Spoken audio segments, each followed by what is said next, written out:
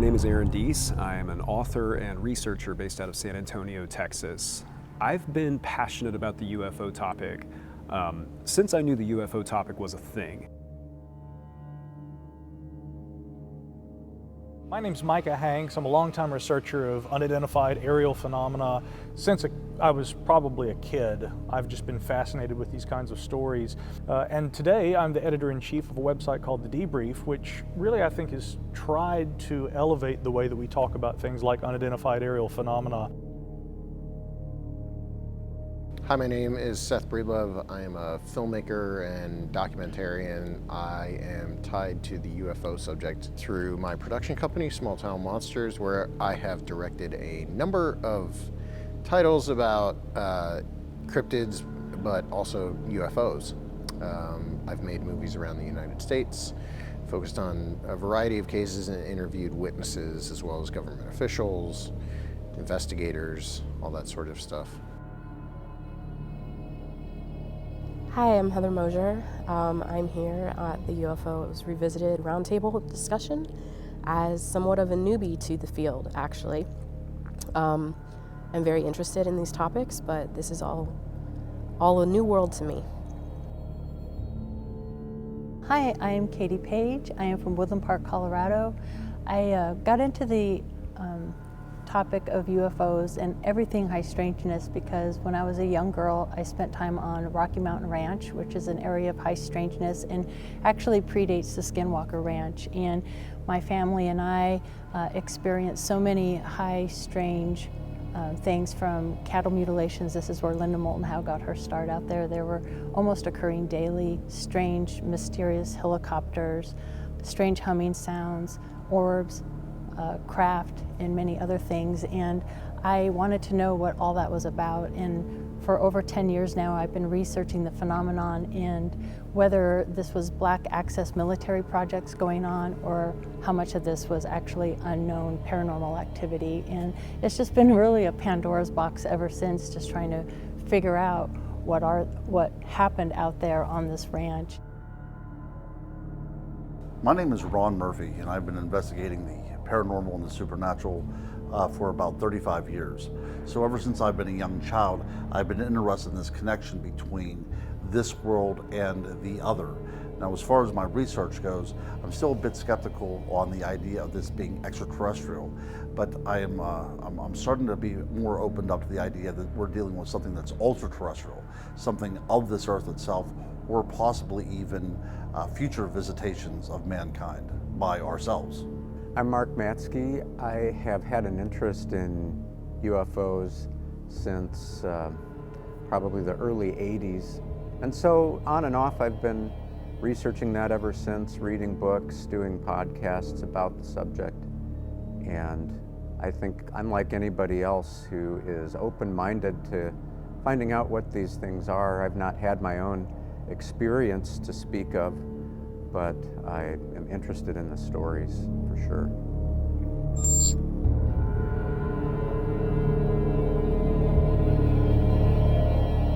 A mysterious organization lurking in the shadows, suppressing reports of unexplained aerial phenomena. They don dark suits, wide-brimmed hats, and drive nondescript vehicles. But who, really, are the Men in Black?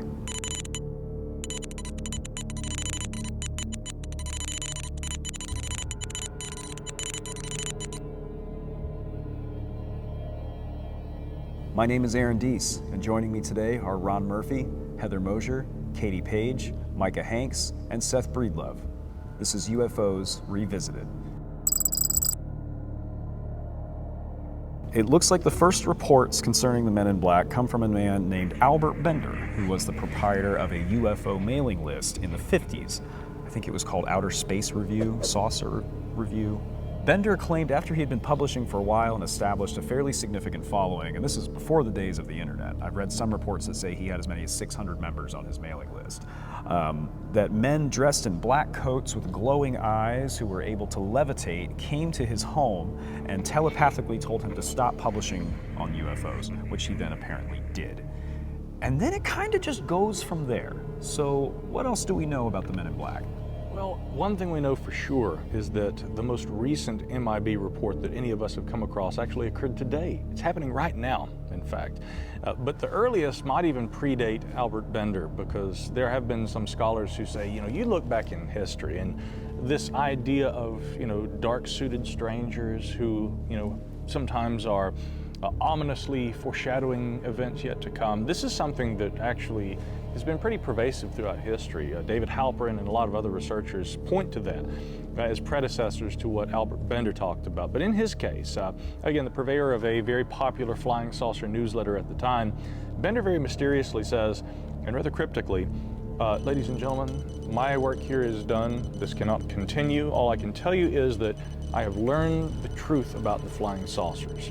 And that will have to be where it all ends. But he had claimed that he had been visited by these three individuals. Now, the stereotypical, and in fact I brought a model with me, myself, the stereotypical presentation of the men in black would be, the black suit, the tie, sometimes also the pork pie hat and the sunglasses. But later, Bender would actually describe in very rare appearances, in fact I think he tape recorded a talk that was played at an event many years later where he, very strangely and robotically discusses his encounter with the three men. And he actually describes them as having almost kind of more like spectral qualities. They are able to, they possess paranormal qualities, and they may not have necessarily been physical beings. But that story, of course, is picked up by Gray Barker and the famous book, They Knew Too Much About Flying Saucers. And again, it really should be required reading for anybody who really wants to understand the origins of all this, because Barker's entire idea had been that there were men in dark suits, the three men, they often came in threes, it's kind of a magic number that sort of reappears, and that they were the UFO silencers. These were the people that not only silenced UFO witnesses, they would silence people who were interested in the topic and people who had newsletters and who, tried to get to the bottom of this. The researchers, in fact, were often the ones being targeted. Then after Gray Barker, of course, kind of brings this idea to popularity, I think that really the men in black as we know them today gained their strongest foothold in the writings of John Keel, who really started calling them men in black, or MIBs. And that gave rise to the entire subculture, the films, the comic books, and the pervasive presence of these UFO silencers today.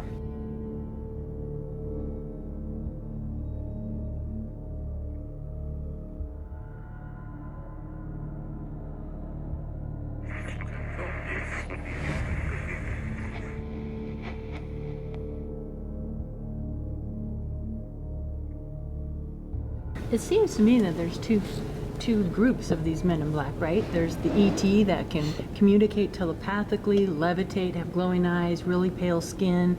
And then there's the covert operation, maybe government agency men in black. And I think for me personally, it's fascinating, this electronic voice that you hear. Could that be the military operations, these black access projects where the more telepathic, mysterious guys are the ETs silencing? And that begs the question, why are the ETs wanting to silence? Why are they coming to Albert Bender and shutting down his list and everything, when, again, that says, well, we're just getting these little breadcrumbs and then let's shut it down. So I find that fascinating, that side of it. Interesting point too, really quickly, to kind of springboard off of what Katie's talking about there. Yeah, Gray Barker described these UFO silencers. Now Keel, he describes men in black. He might have insinuated sometimes that they might have been the saucer occupants themselves, but at other times he said that they were living corpses, skin almost barely hanging onto their bones, and that they just had these, really dark kind of paranormal qualities. But it certainly was implied early on that there were, Barker's version of the men in black, and then there were Keel's, but even Keel seemed to describe different characters in different cases. Not all of the so-called men in black were necessarily wearing black suits. We'll get into some of the famous cases that are illustrative of that, but just it is important to point out that really there has long been this division, even among researchers, about whether there's more than one group. My own take on it would be there are those men in black that kind of occupy mythology, that are paranormal or alien or something strange. And then there are probably some legitimate instances where people who saw UFOs were met by individuals. The U.S. government has always denied that they have people in plainclothes black suits that go and silence UFO witnesses, but I find it hard to believe that this is such a common trope if it had never actually happened in a few cases, and in fact I think it probably has. Well, it's interesting that you mentioned that, because there are cases that reports of Men in Black-like activity where they're threatening and intimidating witnesses, but they're actually appearing in Air Force uniforms in some cases. But then you have some documents that have been declassified, and this is talked about by Nick Redfern in his book, The Real Men in Black, where the Air Force says, yeah, we're aware in some cases that these people exist. We don't know who they are. They're not representatives of the Air Force. So that's when it gets really, really interesting, because we move beyond these rumors from kind of the birth of the UFO era in this country to a much more modern example, which is documented by the government. So then it starts to take on a very real quality, which I'm glad you guys brought that up. The way Katie put it is perfect, because you do have there's two types of Men in Black. You have the shady government operatives who show up and silence witnesses, and then you have the Keelian weirdos in black. And Keel was so obsessed with the Men in Black idea that the Mothman Prophecies, which is arguably one of the most, if not the most famous paranormal books ever written, opens with this weird sort of analogy where Keel is talking about this man in black showing up in the middle of nowhere in West Virginia, and how odd that is for the first people that encounter him, and he's very mysterious, and they shut the door in his face, and then he turns the tables at the end of this opening, and it turns out the Man in Black is him, is John Keel. And the idea of the Man in Black and which version of the Man in Black you're looking at is very different from case to case all throughout ufology. You mentioned historical cases. The Aurora UFO has a version of the Men in Black. They're not necessarily in black, but government operatives show up claiming to be from the government. And if I'm not mistaken, they take the craft away? Is that how Aurora goes? That, or they spirit away the remains which were alleged to have been buried in the Aurora Cemetery, which I've been to, not more, actually twice, you know. So I've been there a couple of times and stood where the alleged body was buried. It's a Masonic cemetery there in Aurora, Texas.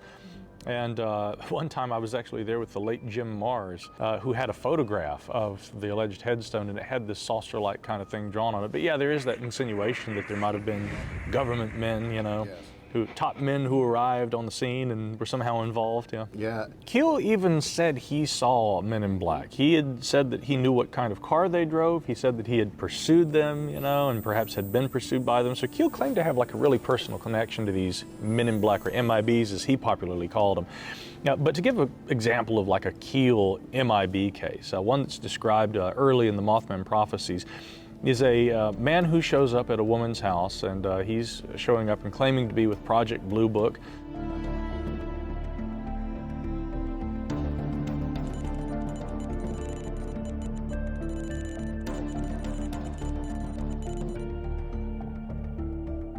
He's not wearing a black suit. I think he's got a gray suit on. He's got, you know, new shoes so new that there's almost no scuffing on the soles, and she noticed this as he's sitting there cross-legged.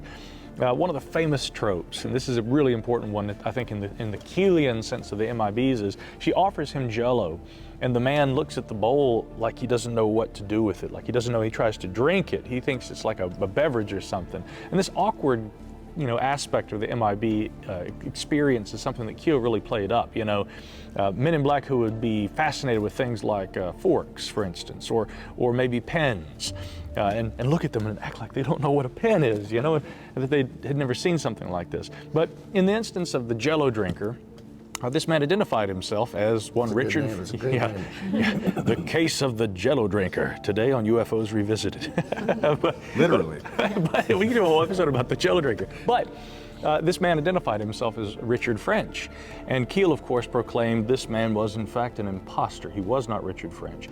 It later comes to light that there had been a guy who worked with the Air Force. I think he was with the Air Force Office of Special Investigations. I know this in my capacity solely as a U.S. citizen who is mildly interested in this subject.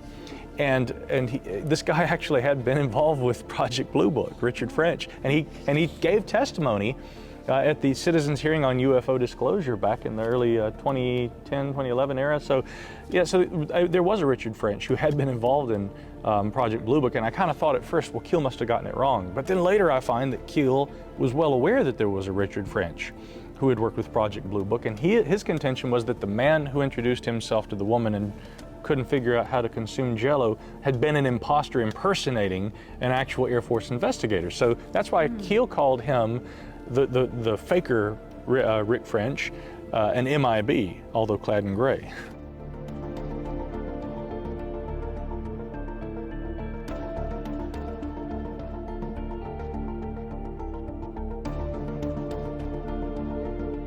I don't know if I should bring up my own Men in Black experience when yes. I was a young girl on that Rocky Mountain Ranch in Colorado. But again, I think we have evidence of the Air Force and NORAD Black Access projects out there, but this came by way of electronic voice. All the power was out in the house, and it basically gave everybody in the home a stern warning in a very electronic sounding voice. Attention, we have allowed you to remain. Your friends will remain silent concerning us. Do not cause us to take action, which you will regret. This lived in my memory for all of my life, my sister, my mother, everybody in the house. And it wasn't until we got the APRA report that there was the quote exactly. And I'm like, oh my gosh, Really? There it is. Yeah, so that's another form of men in black or intimidation in another form. Now, what that is, who that is, I do not know. But it was very terrifying at the time, and something my parents and the adults in the situation took very literally. Like, we could not talk about it, so much so that my sister and I created our own little, almost like a pig Latin kind of language to communicate, because we had to talk to somebody about all the cattle mutilations and the craft and everything that was going on there at the ranch at the time. So we were threatened in war not to talk about what was happening out there. I don't know who it was, but that's how they approached us. On that subject of voices or electronic communication that conveys a threat, yet again, John Keel talked about believing his phone was tapped. There's actually a portion toward the end of They Knew Too Much About Flying Saucers where Gray Barker is on the telephone with Jim Mosley, and they hear this kind of noise in the background, and Jim says, "Oh, hey John, hey, I hear you there," and he makes jokes about trying to plot a bomb attempt or something and everything, and they hear a loud click, and Mosley says, "Don't worry, that's just one of the government agents that listens in on our calls." And Keel said the same sort of thing, but now I'll tell you, that may not be purely myth and speculation, because, brief aside here, one of the missing persons cases I've probably dug the deepest into and filed more FOIA requests about than any involves the disappearance of a child named Dennis Lloyd Martin in the Cades Cove Wilderness back in the late 60s. And to make a very long story short, there was a man named Harold Key who had been there present in the park the day that the child went missing, and he'd spoken with the FBI, who were brought in to investigate the possibility of a homicide. Nothing involving UFOs. Some have, said that this case had some anomalous characteristics, particularly that the child was never found, no trace whatsoever. I tend to think that there may be prosaic but really sad, explanations for his disappearance. Harold Key, after going and speaking with the press and talking with the FBI, he later told a colleague of mine, Mike Bouchard, a police officer up in Connecticut, during an interview that he received 2 phone calls. One was late at night, shortly after he had, provided his testimony, and then after not, being advised not to speak to the media. He did actually grant an interview.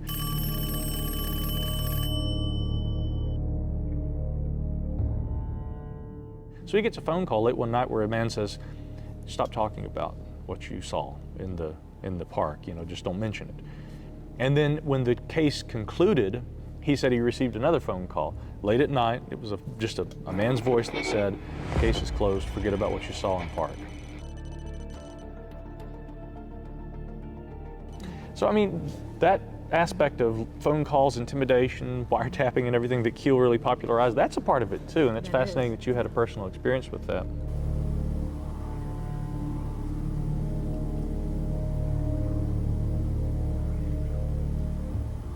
Another question I have about Men in Black, I think this is something we should talk about, is the media.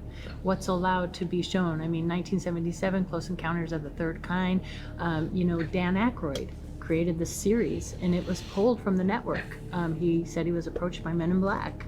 Don't show this, and it wasn't aired. So, sometimes if we get approached, I always like to ask, are we allowed? I think that's a fascinating side of it. What is allowed out there in the public for us to see, and why some things are allowed and other things are sealed and not allowed to be. I'm really glad you brought that up, because I did have that in my notes, this anecdote about Dan Aykroyd having this encounter, this well-known celebrity who's not a UFO guy, in the traditional sense that some people who their entire career is this stuff. That's the equivalent of that happening here right now. Someone showing up and us just shutting this down and it never seeing the light of day, which would be a tragedy. I'm sure there's no one at this table who would have anything to do with that. I'm just a citizen, very interested in this subject. But that is interesting because he is of notoriety, right? He is a star. So people are more apt to not only listen to him, but he's more likely to disseminate more information across a wider variety of medium as well too. So I think by going to somebody like that and kind of quieting it at that level, that makes sense to me, you know, from a purely logistical point of view. But the other thing about the Men in Black, you know, as a researcher into various different fields, I also find out that they occasionally turn up at Bigfoot sightings or other kind of paranormal sightings as well too. So it's just not limited to UFOs. Sure. It's also like the whole intimidation tactic isn't just limited to like paranormal That's stuff right. either. That's right. I mean, when you get into any type of government issues, you'll have people calling you and telling you to, you know, leave this alone. It's better, especially if you get into big businesses Right. and situations like that. Similar thing happened actually during the now famous 2004 USS Nimitz incident because, and I've spoken to Gary Voorhees, one of the two radar operators on board the USS Princeton. He said that after they detected the object, you know, using the AN Spy-1 Bravo, the new phased array radar system that had just been implemented for the fleet there. In fact, I think Carrier Strike Group 11 was the first probably to actually take on that new radar system. And after they detected the objects and they sent Commander Fravor and Dietrich and the other pilots out there to attempt to intercept the object, and they see the so-called tic-tac. They said, sure enough, that a couple of men and it's been told differently because there was also a gentleman named Ryan Weigelt. I think he was a mechanic who was servicing some of the helicopters that were on board the aircraft carrier there at the time. But several people said that they recalled men coming on board the ship. They were either in plain clothes or they were in flight suits with no insignias. And that these men came and they took the radar data bricks, you know, from the radar system. They retrieved those and left. And that's the information that has never been released about the Nimitz case and that frustrates everybody. And the reason that has been offered for why the information was never released is because, well, if that radar data was released, it would provide a whole lot of information about the way that system works, and that kind of thing can't be made publicly available. Our enemies could exploit that. So that's the official reason, but still there were guys who showed up, and it really begs the question, are there in some instances actual U.S. government agents, not obvious members of the citizenry, simple civilians interested in UFOs sitting at tables, but I mean real government people who are showing up sometimes and collecting information about this stuff? Well, that's something we hear conjecture about, and again, going back to some of these modern hearings, not to focus too much back on that, but you know, David Grush said that there's been an ongoing campaign of intimidation and suppression of this stuff for a very, very long time. It's something that some of the other witnesses we've talked about have mentioned, people like Bob Lazar, you know, that there's a pervading conscious effort on the part of whatever powers are involved here to discredit and suppress these reports. Yeah, it's very serious. People are getting threatened, even killed. So it's not to be taken lightly. And I think, to me, it makes perfect sense that, of course, there's agents that are looking at everything that's coming in. Researchers, investigators, are they getting too close to something they don't want uncovered? And if so, you can count on a knock at the door.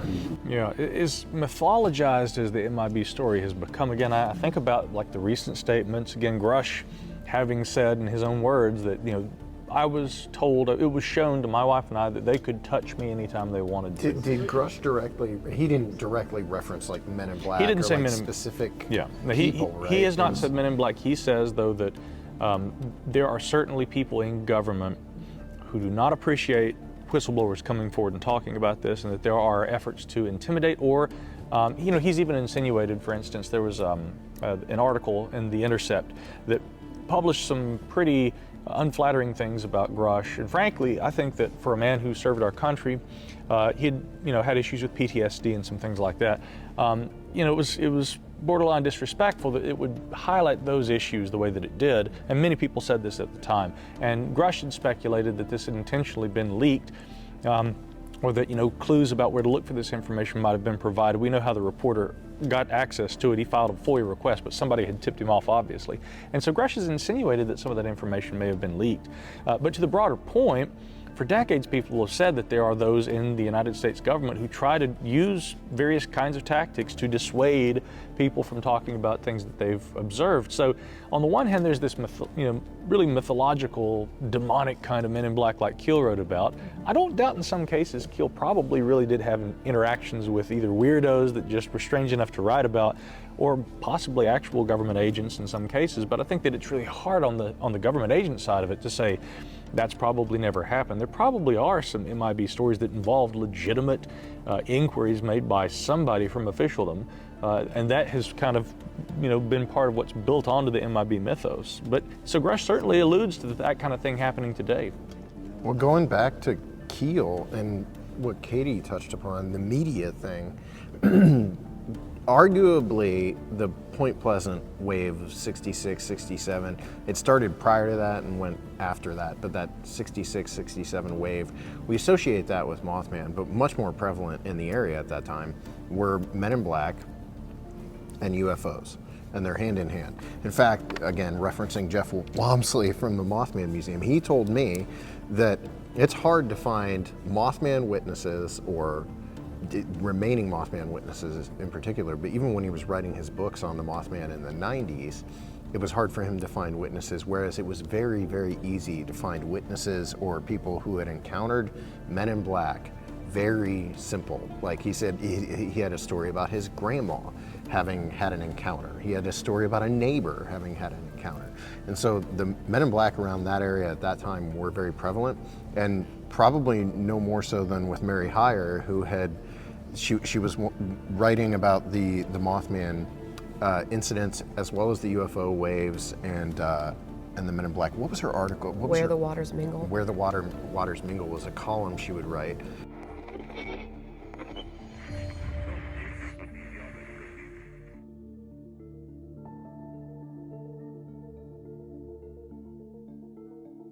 And it started out really just commonplace, talking about townspeople and things like this. She'd written it for years, and eventually became almost like a UFO letter column. But her office was in downtown Point Pleasant, and she had a couple different run-ins with Men in Black, but one that was super weird was when she was in her office late one night, and a man showed up, asked for a pencil, didn't seem to know how to use the pencil, and then I believe he said something to her about the column. So there was like an intimidation kind of factor going on with the Men in Black. And again, these were the odder, more on the odd side of the Men in Black. That particularly odd MIB actually was an MIB in the sense that he was a man in a blue shirt holding a pen. Wouldn't know anything about that. Heather, did you have something? I just had a question. If we say Men in Black, but have we ever had instances, any of women in black that are intimidating as well? Yes, there are similar cases, while they're drastically fewer in number, but there are similar cases of female agents dressed the same way, behaving the same way. I can't cite any particular cases. It is something that's discussed in a few books, and there are some additional very bizarre ones that are also outside the realm of just, maybe these are government operatives. I'm reminded of one where, and I believe it's also discussed in Nick Redfern's book, where this woman in black appeared to have like a vampiric face and almost seemed to change shapes. And then we also have stories, we won't go too far down this route, but where they seem to show up in conjunction with black-eyed children, which is a phenomena that was recorded by David Weatherly in Texas. That is also still ongoing, but yes, there are WIB sightings as well.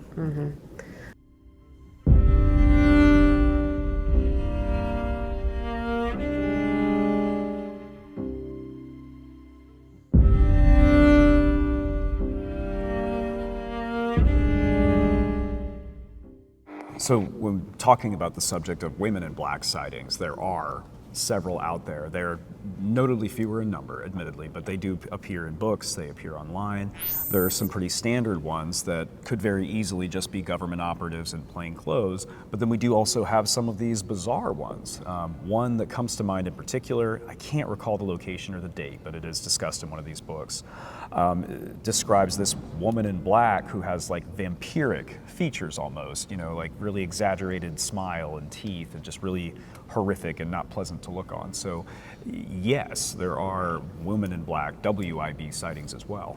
When did Dan Aykroyd's show get shut down? So the show apparently was called Dan Aykroyd's Out There, or Out There with Dan Aykroyd, and this was going to air on the Sci-Fi Channel. This was a major network, not a YouTube series.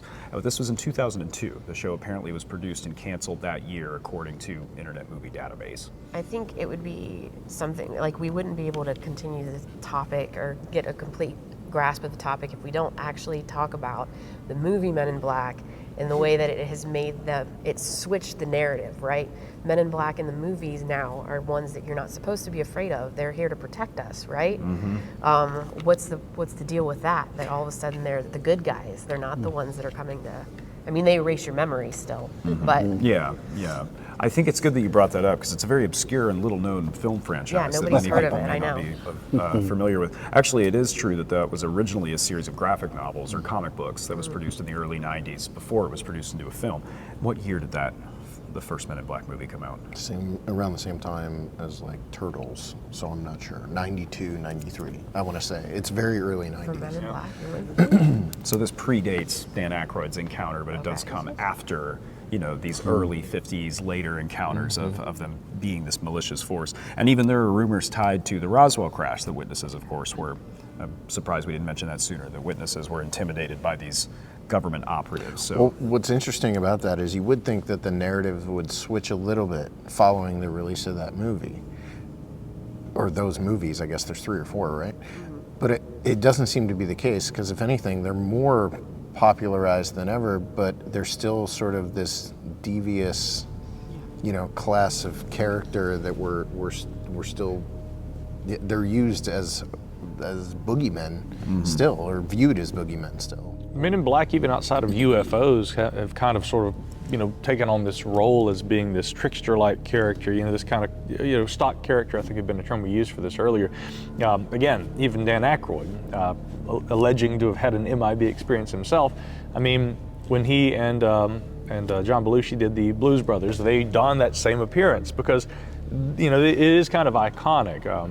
That the sunglasses, the hat, the suit, and everything, and it fits as well in comedy and in music and in television and in science fiction and in ufology and pretty much anywhere else, and that's part of the kind of, I think, the intrigue of the MIB. It's not just UFOs anymore. In the MIB films, we also kind of have like a strange pairing of, well, they're the protectors, they're the heroes.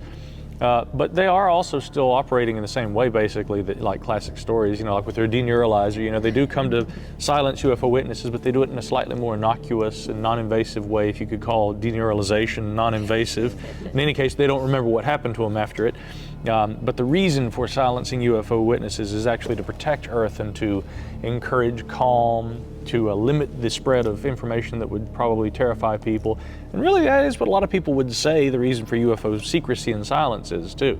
It's long been alleged there's something so dark and so terrifying going on that if people knew what was going on, society would collapse, world religions would end, cats and dogs would be lying together,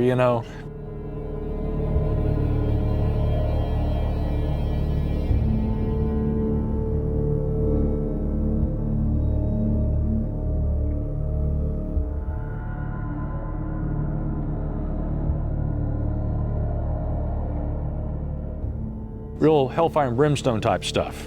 Yeah. This may be a reach, and we may not want to include this, but the neuralizer is an interesting aspect of this, because the thought that you can go to an experiencer and erase what happened to them, is this part of the abduction phenomenon, why they can't remember what's going on? Are these covert operators coming in and slipping something to them, whether it be a drug or I don't know what, and I mean, that may have a sliver of truth to it. And if so, that is a terrifying thought. Yeah, I think that's a good point, because I think one of the most frightening things about these cases is there's a reality out there, and then there's a government-approved reality, right? And that's the reality that we have access to. Yeah.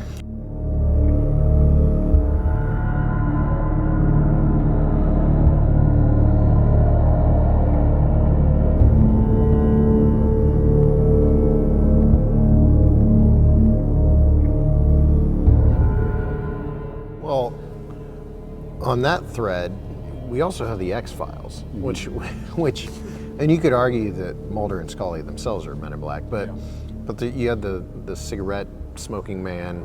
That I don't think the Men in Black are viewed super positively in that, or portrayed positively in that show. So I don't know what the point I'm making is here. I'm just pointing at it. There's this sort of dichotomy between, I would agree, like you could say that Mulder and Scully are essentially Men in Black. You've got a woman in black and a man in black. They're the government agents who are actually legitimately interested. They're investigating all this stuff. They go out, they interview witnesses. They do a lot of the less, concerning, we might say, MIB type stuff, fairly innocuous interviews and investigations, and they're the good guys. And there's this other contingency, these other people, again, a trickster kind of a character. So they kind of blend it all together and have, those two different versions of the MIB that you were talking about earlier, Katie. I mean, they're almost represented there too. And you find that, I think, pretty prevalent in a lot of these ideas about MIBs, that there are good ones who are trying to help, and then there's this silence group, right? Like warring factions of MIBs. And it's worth noting that X-Files was created by Chris Carter, right? That's his name. And he was schooled somewhat in this stuff. Yeah. So he's bringing some of what Keel wrote to, at that point in time, this is prior to the Mothman Prophecies movie even. So he's doing as much to popularize the idea of the Men in Black as those films or the Mothman Prophecies movie. So I don't always link pop culture sort of referencing paranormal events as being some sort of conspiracy. Because in that case, I've read interviews with him, like he's taking pieces of what he knows about Men in Black from Keel and putting it into the show, but it's holding a mirror up in a very interesting way. An important point too is, a lot of folks would probably try to say that, popular films and television shows like that, even Twin Peaks, Special Agent Dale Cooper, he's got a very MIB kind of a character too.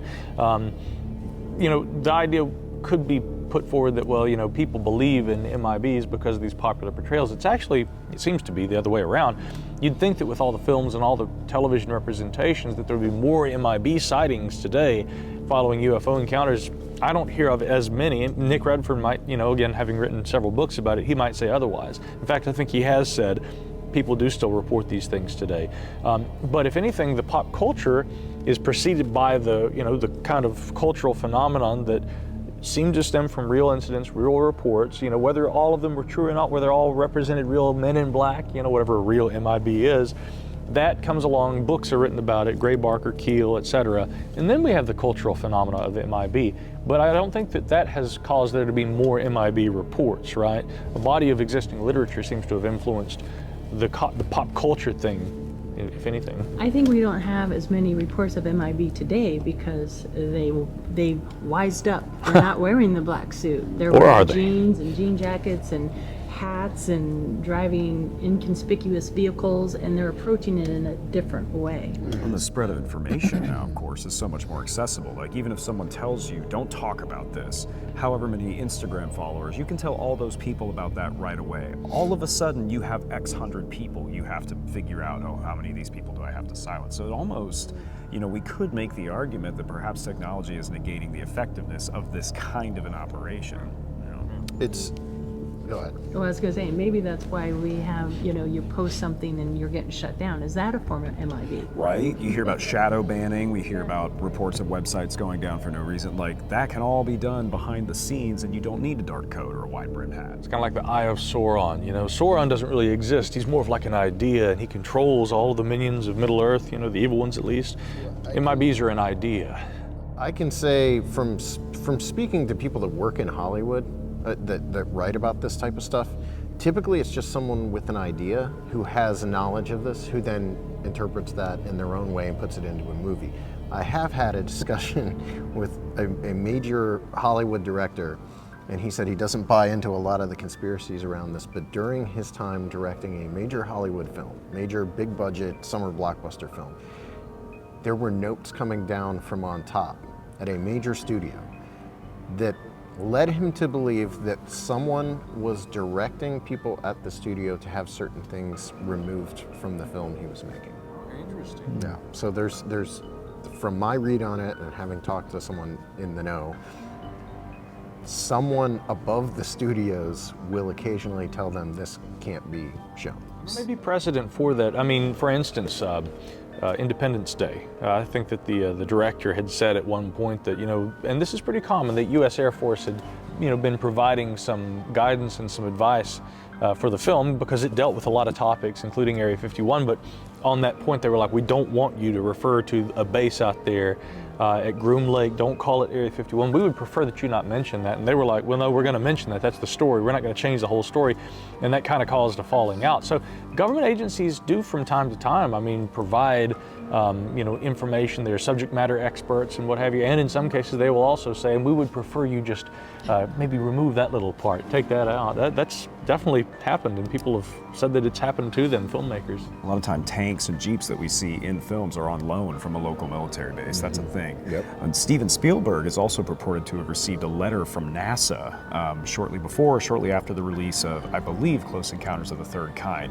And I don't know what the content of that letter was, but basically stating, hey, we don't think you should say this, we don't think you should do this. So there is a precedent, a history of this stuff. Well, the movie Transformers was made in conjunction with the U.S. military. All the military vehicles, a lot of the extras are U.S. military. It's a movie about aliens from outer space coming down, living amongst us, hidden from plain sight, more than meets the eye. I could go on.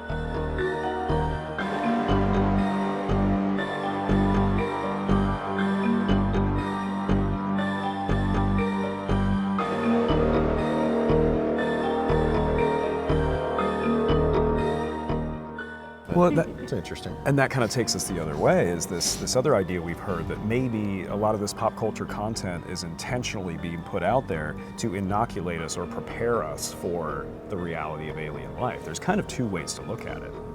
Yeah, Vallée decades ago wrote about the idea of UFOs as like a control system, something that actually is interfacing with humans and kind of guiding our thought, maybe even in certain ways the evolution of our thought or evolution itself, and we are learning things about reality through our interactions with these phenomena.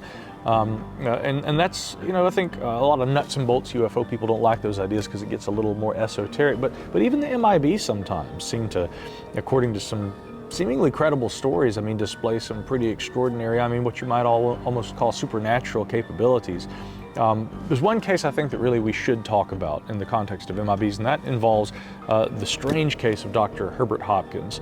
Hopkins had been a clinical professional who, I believe, working as a psychiatrist. He'd been investigating a UFO case back in the 1970s. Probably the definitive account of this was written by Bertold Schwartz in his book UFO Dynamics, but there was an audio recording later made that Wendy Connors collected. And in her Faded Discs collection, you can still listen to this interview that Hopkins gave telling this story. So here we have a clinical professional who says that one evening he gets a phone call from a man who identifies himself as being with one of the local regional UFO investigative groups. And his wife and his children had gone to the movies that night, and he just didn't feel like going to the films, and so he said, I'm just going to stay at home, and he receives this call. So conveniently, he's at home alone when this happens. The man says, if I may, I'd like to come over and talk to you for a few minutes. And Hopkins says, sure, come on over. And he goes to the door, and he had like a glass door and then his actual door. And as he opens the main door so he'd see the person coming when they arrived, he already sees a man wearing either a black or a dark navy suit, well, conveniently enough, kind of like this suit right here. And he's walking up, he's got a bowler hat on, and he's walking directly up to the door. Now this really disturbed Hopkins because he said the nearest payphone, keep in mind this is the 1970s, the nearest payphone was a few blocks away. There was no way this guy could have made the distance from the nearest phone to his door in the amount of time it took Hopkins to get from the phone in his kitchen to the front door and open it, and the guy's already there. So he comes up, he invites the man in. The man's wearing gloves, and he's very, very pale. This would probably match basically most of the criteria of those ghastly kinds of MIBs that John Keel talked about. And the man comes in, sits down and begins talking to Hopkins, and they essentially just start going over some of the aspects of the case. At one point, Hopkins says that the man, his glove brushes his lip, and it leaves red on the glove, and he says this guy's wearing lipstick. And he says at that moment I became aware that this guy didn't really have lips. It's like he'd used lipstick to draw on lips on just a thin slit of a mouth. The guy didn't seem to have any hair. He was completely bald. And at this point, he starts kind of getting into the strange area, asking weird questions. He asks Hopkins, he says, "Put your hand in your pocket. Is there a coin in your pocket?" And Hopkins says, "Yeah, there is." And he said, "I paid the newspaper boy earlier," and so there was like a nickel and a dime. How this guy knew I had this coin in my pocket, I don't know. And he says, "Take that coin out of your pocket." And so Hopkins is holding it, and the coin starts getting fuzzy and looks almost like it's spinning. And he watches the coin as it disappears, and he refers to this, Hopkins does, as a real neat trick that this man in black does. But as the coin's getting fuzzy and starts to disappear, the man in black says, "Do you know how Barney Hill died?" And Hopkins says, "Well, I think he had a heart attack."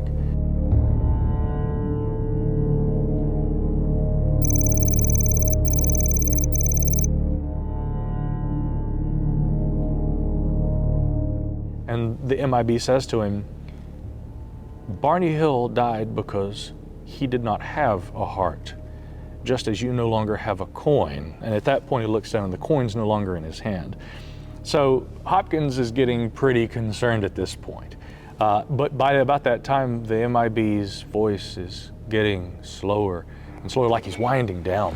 And he says, "I must go." And he gets up and he's got a cane and he has to be helped to the door, and he's holding on to like the railing as he walks out. And Hopkins is just, first of all, he's frightened, but he's also watching this guy hobble out like he can barely move.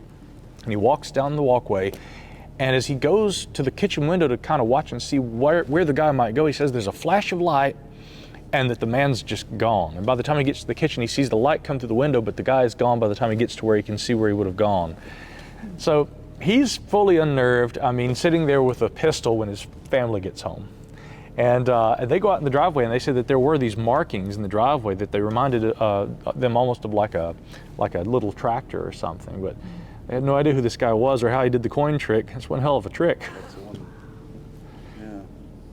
Let me just ask one more question. So after the Kennedy assassination, any reports of men in black showing up after that kind of, like, is it always paranormal related, or do you have other accounts whenever, there's something, terrible that happens in this country and men in black agents show up? There's that weird little tie-in, and it's just worth mentioning maybe that, there were those 3 vagrants that appeared in photographs, 3 guys that were arrested, and people had tried to say that they might have resembled, all different kinds of people. I think E. Howard Hunt and, maybe G. Gordon Liddy. But Nick Redfern had written that there was possibly a connection to Fred Crisman. Crisman being the guy who was involved with Maury Island, one of the early UFO cases, and many say a hoax. He had also, Fred Crisman, or someone of the same name, had written in and claimed to have been held underground by the evil, detrimental robots, the Darrows, part of the Shaver mystery. And again, that guy somehow was supposedly also connected with Dallas and the Kennedy assassination. So Redfern had said, who is this guy and why does he keep showing up all the time, So not maybe an MIB per se, but still a curious character, While we can reasonably speculate that an organization like the Men in Black probably exists, the more bizarre and supernatural aspects of some of their appearances leave us quite a bit more to chew on. Whether or not any of these stories are real or not, we may outright disregard the idea of their existence at our own peril.